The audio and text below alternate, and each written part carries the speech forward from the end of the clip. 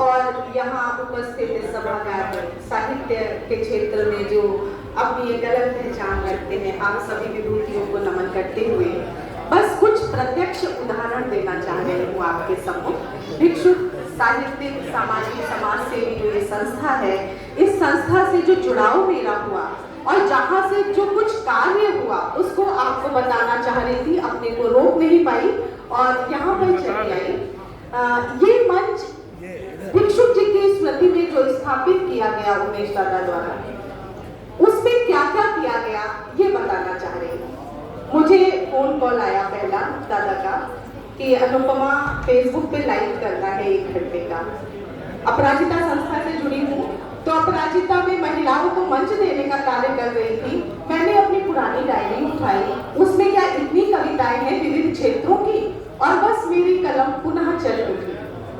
तो इस संस्था ने ये कार्य किया, मुझे सोचने का अवसर दिया कि इस मंच पर जब मैं उपस्थित होंगी तो मेरे पास क्या क्या होगा, और मैं लिखने लगी। जब प्रतिमा निमंत्रण आने लगे तो लेखनी में और धार आ गई और वो चलने लगी। उसी के साथ ही दादा से विनय होने लगी कि दादा एक अपराजिता का और फेसबुक लाइव पर मंचन होना है, दादा एक और। तो इस तरह से सहयोग देते रहे, साहित्य की जो धारा रही, और वो सभी मेरी अपराजिताएं जो यहाँ पर है और कहीं ना कहीं मानती है कि इस भिक्षुक जो समाज सेवी संस्था साहित्य से जुड़ी है, अगर योगदान है तो कृपया यहाँ सामने मंच पर आ जाए। वो छपने लगी है, जिन्होंने लिखना छोड़ दिया था और डायरी को कहीं दबा दिया था, अपराजिता के साथ मंच पर आई और भिक्षुक के दादा के साथ जो प्रेम मिला और जो स्नेह मिला, मार्गदर्शन, यहाँ सामने आ जाए। आज मेरे साथ पूजा जी भी है, पता नहीं वो स्वयं को अब यहाँ पर मैं नाम ले रही हूँ, वो इस बात को क्रेडिट देती है या नहीं देती, परंतु मैं हृदय से आभार करती हूँ। हाँ, देती है, वो यहाँ पर आई है, इसका तात्पर्य है देती है। वो पूजा जी हो या मीठू जी हो या आरती जी हो या कल्पना जी हो या गीता जी हो, और साथ साथ हमारी नवोदित रश्मि जी हो।